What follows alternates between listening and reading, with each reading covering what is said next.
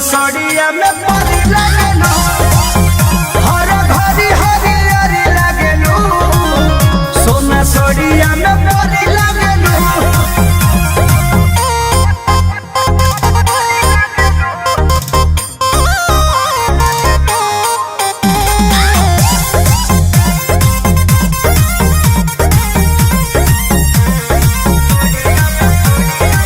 करे कजरवा जियरवा पे काबू लगे भरल बा नजरवा में जादू,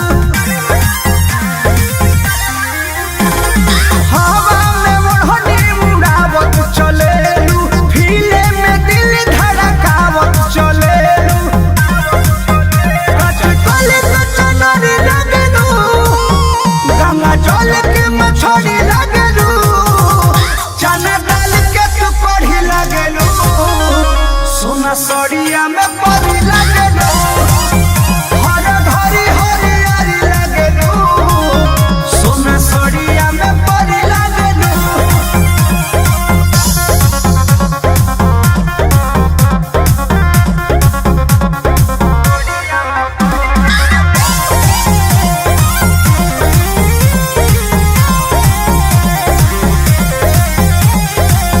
ऐसन ढाबा की कह दे बुघाही, ए जन जियते मचहिबू तबाही, सुना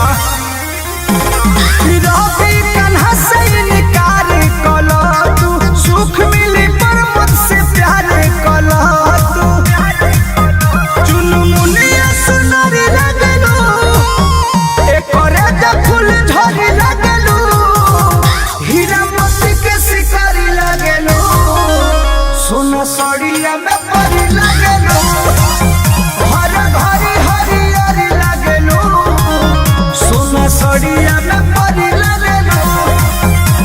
आठो जान ले लो बुका।